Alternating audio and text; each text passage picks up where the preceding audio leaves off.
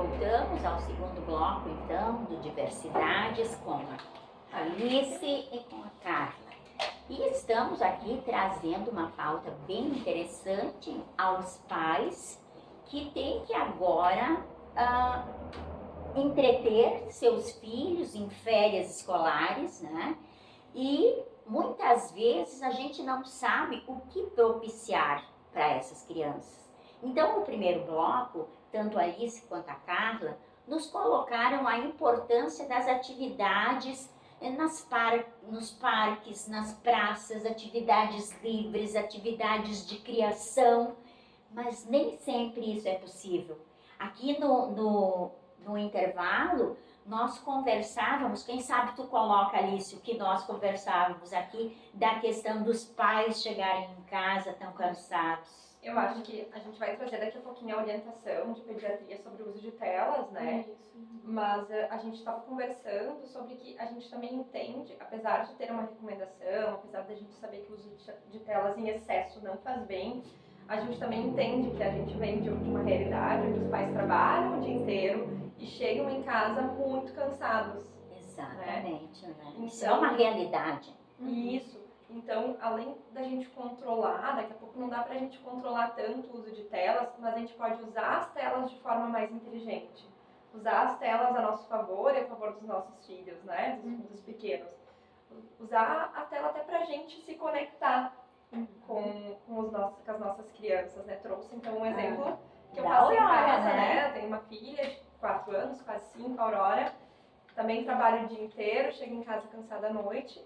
E um momento que eu achei de relaxar e de passar um tempo com ela, criar um vínculo, né, melhorar esse vínculo, foi fazer yoga. Botar o yoga no YouTube, assim, procurar dentro de uma plataforma, uma aula de yoga e fazer com ela. E ela imita tudo que eu faço. Ela não olha diretamente para a tela para imitar. Ela me imita, né? Se eu botar a mão no cabelo, ela põe a mão no cabelo. Se eu coçar o braço, ela coça o braço, né? E nisso a gente vai brincando, vai rindo, vai conversando, vai cantando as musiquinhas, vai contando o tempo de ficar em cada posição também do yoga, né? Então é uma alternativa para que as crianças e os pais possam passar tempo juntos, utilizando as telas. É uma forma um pouco mais inteligente do que só deixar no joguinho, no videozinho, no filme, enfim, né? Meninas, e existe assim um tempo ideal ou um tempo, diremos, aceitável para a criança estar de frente às telas? Na Sociedade de Pediatria fala, até trouxe uma colinha aqui, tá? Mas de 0 a 2 anos, o ideal é não ter exposição a telas, né? De 2 a 6 anos, 1 hora por dia. E de 6 a 10 anos, 2 horas por dia. E de 11 anos para cima, até 3 horas por dia. Né? O ideal seria não passar disso, assim.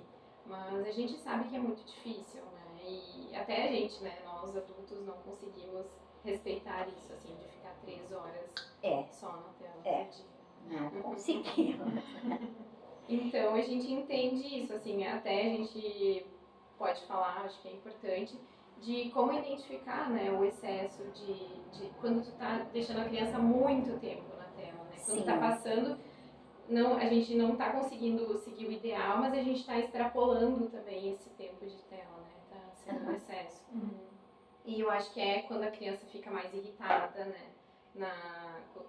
Em outras situações, quando a criança não sabe o que fazer, né? Desliga a televisão, ou as telas, né, no caso.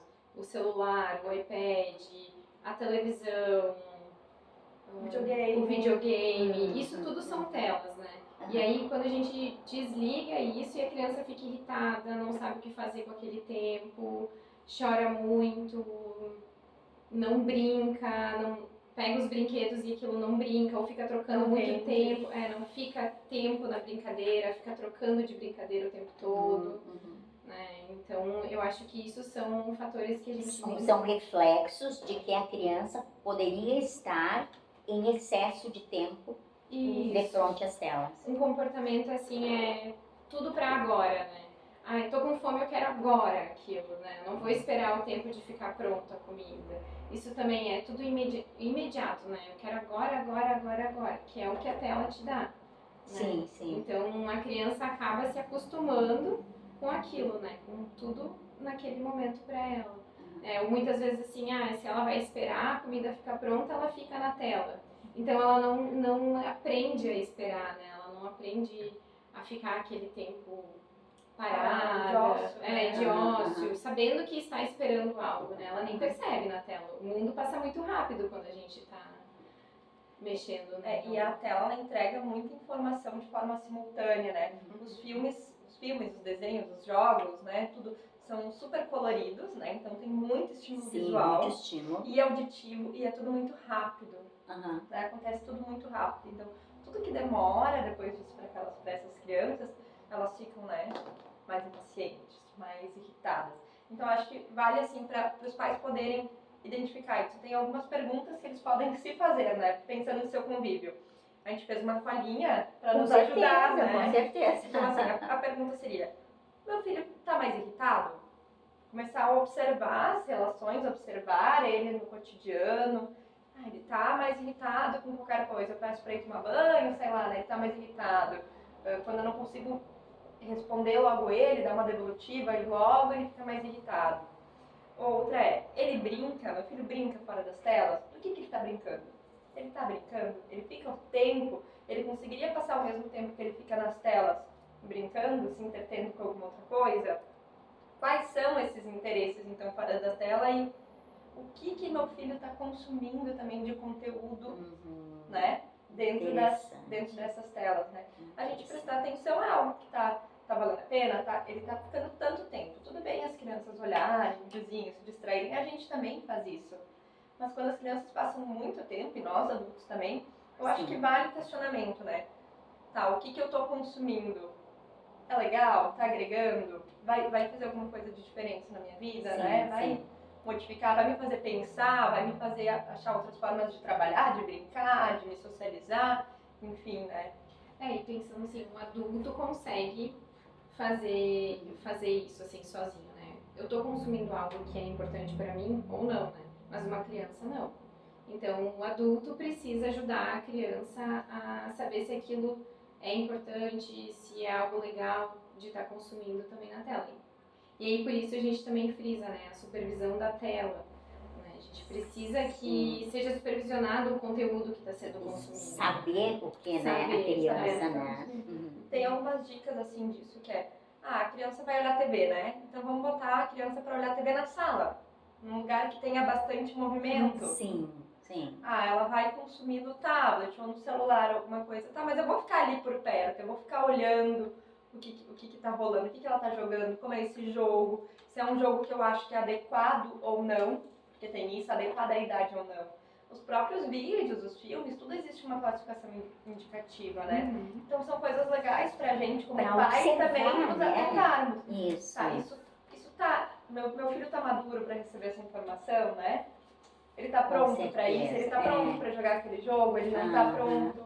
São detalhes que a gente deixa passar muitas vezes, né? A escolha dos filmes, dos desenhos, né? De acordo com a idade, isso é super importante ver. Né? Filmes de super-heróis, por exemplo. Né? Para crianças menores, de 2, 3, 4 anos, não é recomendado porque tem muita violência. O cérebro da criança não tá maduro o suficiente para isso. Né? E esse famoso Peppa Pig, que é tão famoso. Ele é um desenho, né? Na verdade, assim como outros desenhos vão ter, assim, que vão incentivar certos comportamentos que talvez a família não considere adequado ou não, né? De novo, acho que a família tem que olhar pro desenho. Eu sempre digo assim, pais, sentem vocês primeiro, olhem os desenhos, né? Olhem aquele desenho vocês e vejam assim, tá, eu quero que meu filho veja isso, porque a criança, ela tende a imitar, né, muitos comportamentos. Porque ela gosta, porque ela quer se sentir inclusa, porque os amiguinhos estão fazendo, porque os amiguinhos estão assistindo, né? Elas replicam esses comportamentos. Então é legal, uma das dicas seria, tá, então agora eu vou sentar, eu não vou perder, eu vou ganhar 10, 15 minutos do meu tempo e vou assistir o que meu filho está consumindo e daí eu vou pensar, isso é ideal para ele? Isso é bom? Esse conteúdo, meu filho está pronto, tá maduro para receber isso? Não tá? Né? Sim. Ou agora eu vou sentar e vou procurar um conteúdo que seja mais adequado para o meu filho. Também tem isso, né? A gente tem acesso muito fácil hoje as plataformas, tem desenhos, tem jogos, tem tudo. É muito fácil, é simples, o acesso é muito rápido. Pra gente sentar e procurar e dizer, ó, filho, não, tu quer jogar, tu quer olhar TV, então assistir isso daqui a mamãe assistiu, o papai assistiu, isso daqui é uma coisa legal que tu vai aprender, né? Tu pode aprender coisas novas. Aquele outro desenho lá, vamos deixar um pouquinho de lado, vamos, né? E se a criança acabou assistindo, né, um desenho que tem muitos comportamentos ruins, assim, que a gente não gostaria que a criança fizesse ou aprendesse, dá pra identificar junto com ela, nossa, olha o que a Peppa fez, né? Sim. O que ela poderia ter feito diferente nessa situação, né? Junto com a Avaliar com a criança, né? né? Acho que isso é uma coisa muito importante, nunca duvidar da capacidade de compreensão da criança das situações, né? E conversar com ela para que ela entenda e fique consciente junto com o pai, né, das situações. Eu acho que isso é super importante de frisar. E aproveitando, assim, isso tudo gera vínculo, né? A gente pensa, como é que eu vou passar um tempo de qualidade com os meus filhos? Sim. Isso também é passar tempo de qualidade com as crianças. Com certeza. É o sentar, trocar, isso também é educar, né? Conversar sobre, né? Conversar sobre, não só sobre as coisas boas, mas as exato. coisas ruins também. Por isso que a gente estava falando antes, usar as telas a nosso favor. Identifiquei lá pelas tantas que aquilo que meu filho está olhando talvez não fosse o que eu realmente queria que ele tivesse acesso, então eu vou sentar, vou conversar com ele, vou questionar, vou construir junto com ele e vou procurar outra alternativa. Ou vou diminuir o tempo de tela, ou vou ficar junto enquanto ele assiste isso. Se ele faz muita questão, eu vou ficar do lado e vou ficar questionando, né? Fazer esses movimentos que às vezes para os adultos parece muito, né? Eu já chego cansada, ele tem que fazer isso. Mas a gente tem que pensar que eles são crianças e que é a gente que está construindo eles como sujeitos e a gente que está mediando. Isso é muito importante, né? Isso é muito importante.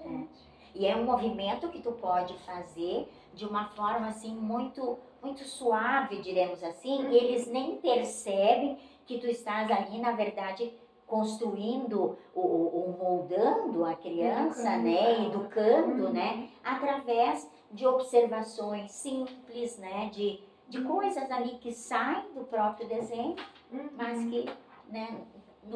No fundo, tu tá formando um cidadão, né? Isso aí, interessante, né? Gurias, assim, ó. Aí vocês me falaram do tempo de tela, né? Do tempo ideal, destas idades, né? Mas é outra realidade que se encontra muito, que se percebe muito, é o uso das telas nas creches, né? Em algumas creches, eu sei que as crianças são postas lá para assistir, né? Então, o que vocês dizem? Ali também tem essa questão do discernimento do professor, do que olhar, de como olhar? É uma questão difícil? É uma questão difícil, né? Difícil de responder, exatamente. Porque, de novo, né? Como a gente falou, assim, existe um ideal, existe aquilo que é propício para cada idade, para cada local, né? Mas, assim como em casas, as casas têm muitas realidades diferentes, as creches também. Eu acho que talvez o que dá para colocar neste momento é, bom, se eu identifico como família que acontece isso na creche do meu filho, então eu vou sentar e vou conversar, né? Porque eu como família tenho que entender se isso é ideal ou não, né? Sim. Mas é também, é complicado também, porque aquela realidade que está lá na sala são 20, 30 crianças, às vezes, né? E são 2 professores ou 3 professores. Então, é uma realidade bem difícil também, né? É uma pergunta realmente muito complicada de responder, né? Sim.